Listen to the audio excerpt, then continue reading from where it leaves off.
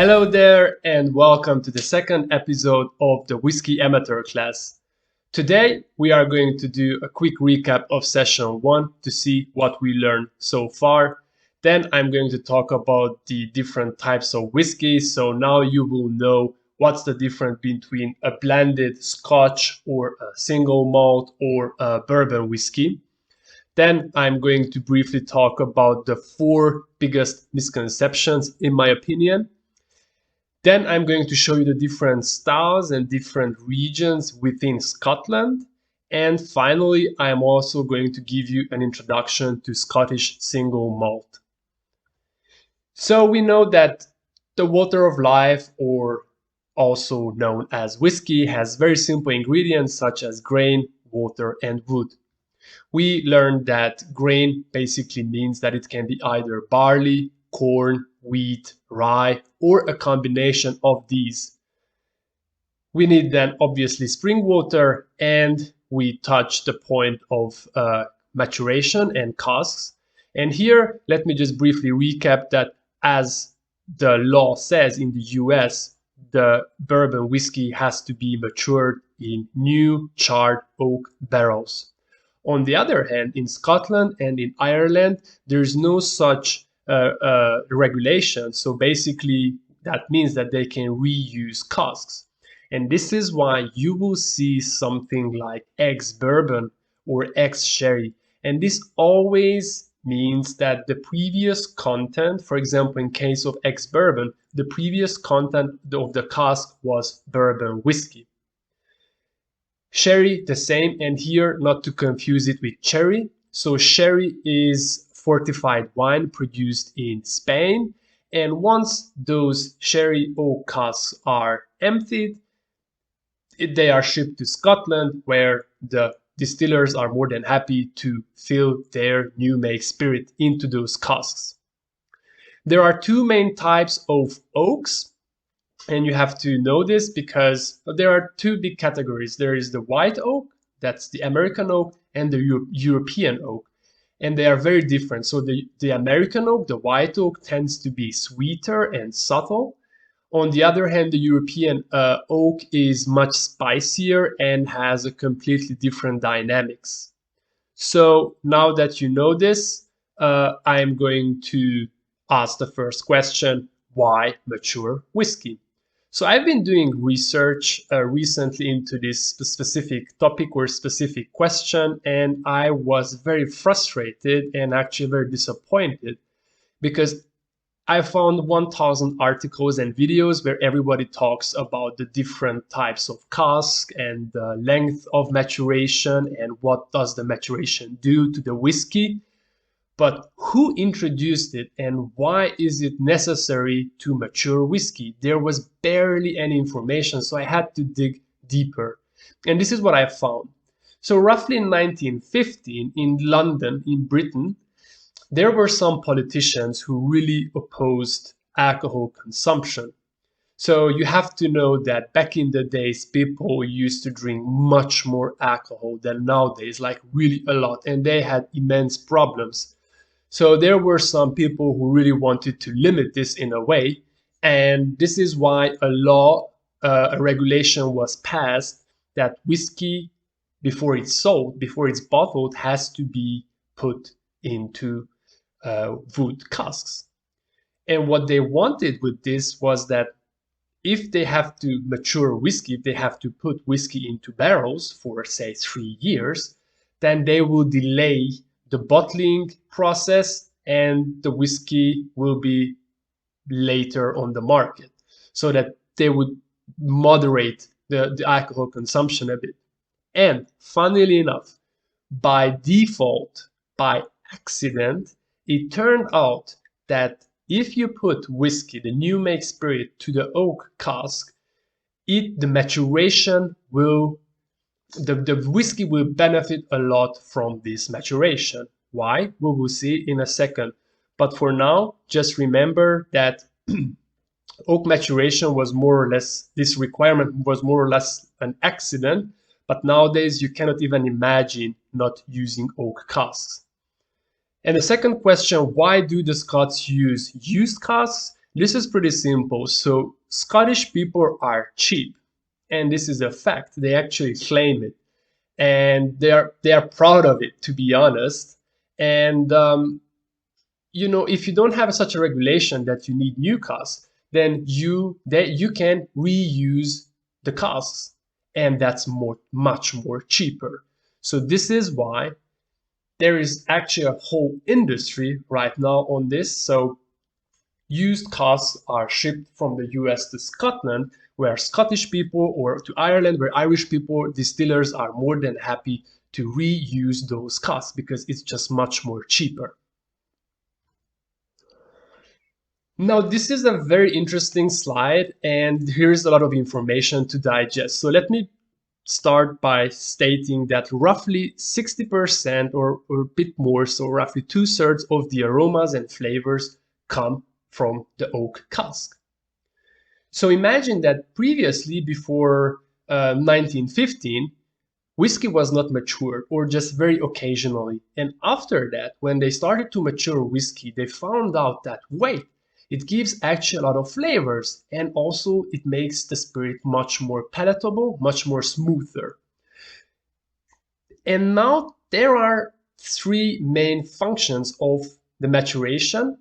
The first is there is a so-called subtractive maturation. And here you can see the red line where you fill the cask, and after in the first 2 or 3 years, the unpleasant or the rough, edgy notes of the new make spirit is subtracted. So the cask subtracts those unpleasant flavors. Afterwards, there is a second function, the additive maturation, where the wood, the oak cask, starts to give flavors and aromas to the whiskey.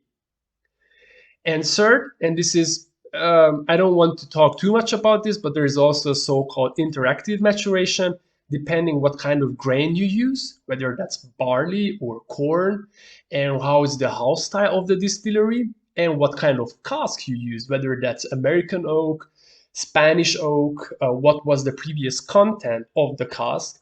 There's going to be a different interaction between the spirit and the cask. So that's actually a very nice chart. Take a second and carefully check it. I think it's really worth it. And now this is also, again, a very important slide because, people are talking about, yeah, I would like to drink a scotch, or, people talk about, yeah, I don't like blends, I like that. But, what are these terms in the first place?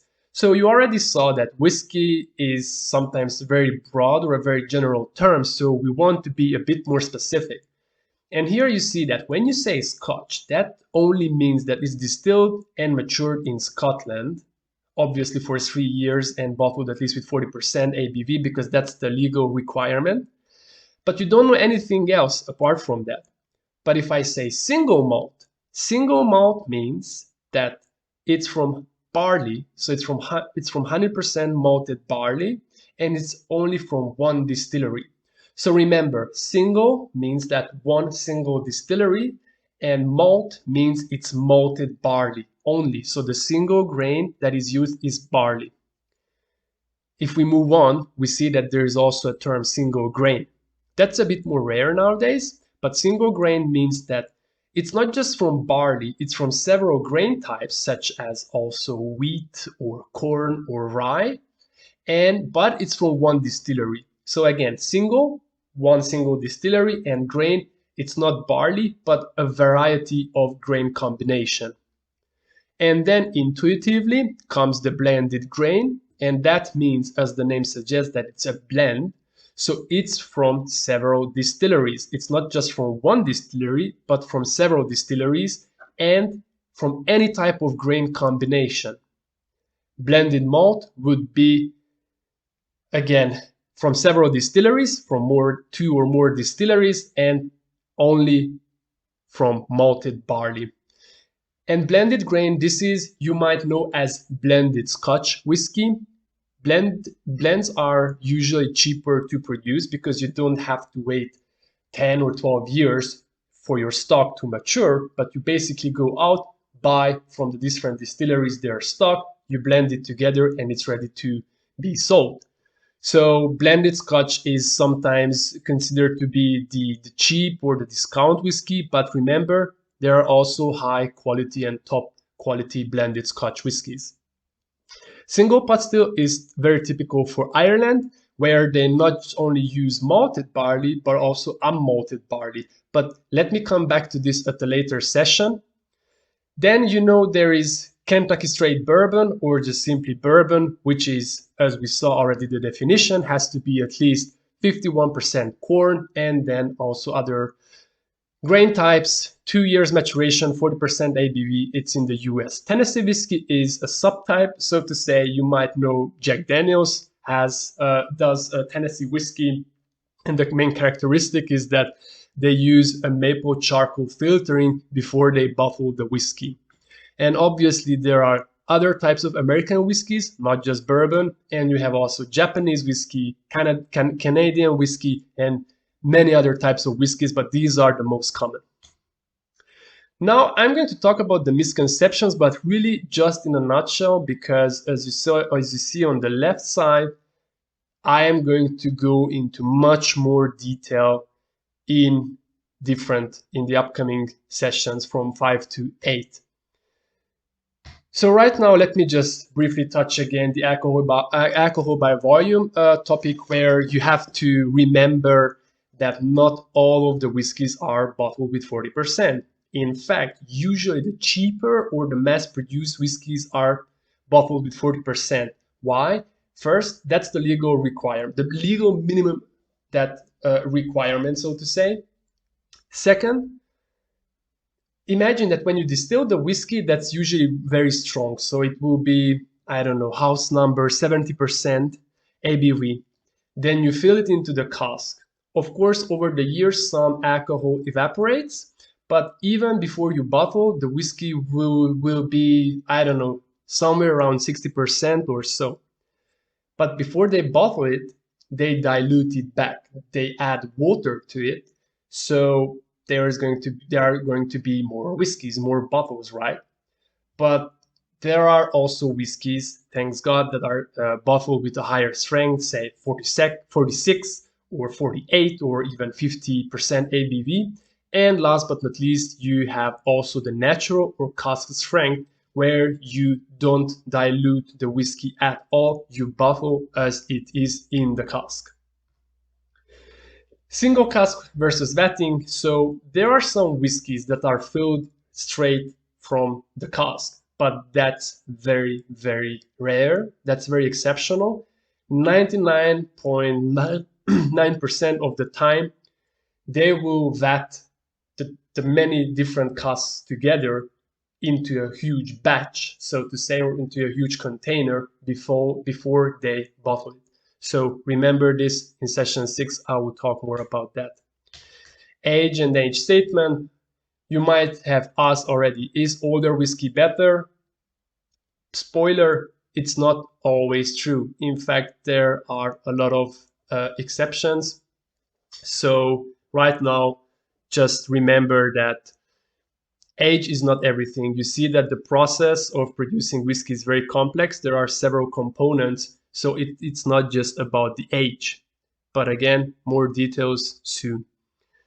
And non-age statement whiskeys, I'm going to also talk about why is the case that sometimes distillers put an age statement on the bottle, like say 10-year-old or 12-year-old, and sometimes you cannot find how old is the whiskey. So I'm going to talk about why is this the case, and whether this is a good thing or bad thing, and yeah. Coloring, again, the new make, and the new make is, I already said this a couple of times, I used this word a couple of times during this video already. So the new make is the fresh distillation, the liquid that you distill. Because when you distill it and before you put it into cask, that's not whiskey yet. So you know that the legal requirement is that you have to mature it for 3 years. And afterwards, you can call it whiskey. But before that, it's called the new make. And the new make's color is crystal clear. It's like water or vodka. Why color whiskey?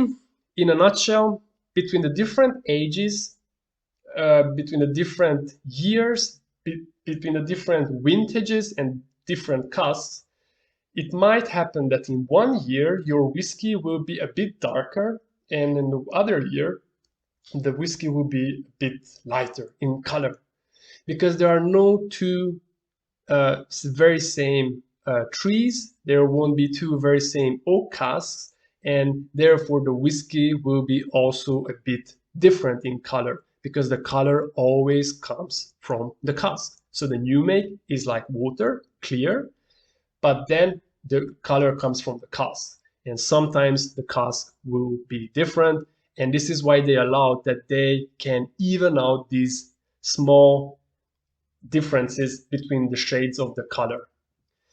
Darker whiskey better? No. Now that you know that you can color it, pay attention that even though you might think that, wow, this whiskey has a rich dark color, it must be so tasty or so rich. It must not be always the case. Here you see the 6 regions within Scotland. So you have the Highlands, Lowlands, Speyside, Islay, Campbeltown and Islands. So feel free to pause here and check the map. In the meantime, let me show you some of the distilleries that I consider very famous or very good. This is by no means an exhaustive list, because as you know from the first session, there are over 120 active distilleries in Scotland. So here again, feel free to pause, read the distilleries and also some keywords or key characteristics about the regions and styles. And lastly, welcome to the world of Scotch single malt whiskey, the most complex liquid on earth. So once again, quick recap: Scotch means that it was distilled and matured in Scotland. Malt means that it's from malted barley, and single means it's from one distillery. So question number 3, why specifically malted barley? Again, the answer is pretty simple and pretty intuitive. Depending on the weather and on the temperature and conditions, you will have different grains in the different regions. So in the US, in Kentucky, it's warm, so it's ideal to produce corn. US is the biggest corn producer of the world. On the meantime, in Scotland, it's always 15 Celsius degree. Whether it's summer or winter, it's always 15 degree. So there they cultivate barley. The most widely available grain type is barley. So this is why Scottish people distill barley. This is what they have. Question number 4, why oak and what kind of oak casks are there? So let me use my cheat sheet. So distillers use oak because oak is abundant, waterproof, strong, flexible, and hard wearing. And it also has a very balanced taste profile or flavor profile.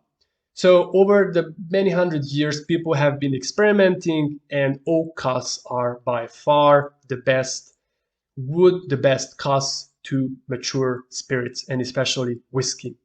And here you see there are different sizes of casks. So the barrels are the most frequently used probably. So these are the US bourbon barrels, which are 200 liter, but you have the hogsheads, which are 250 liters. And if you go to Spain, they will mature their sherries in butts.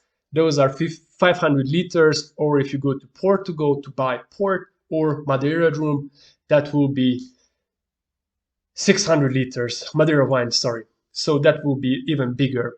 So there are also other types, but these are the most frequently used. And remember that depending on the size and whether it's European oak or American oak, the taste profile and the maturation profile is going to be very different.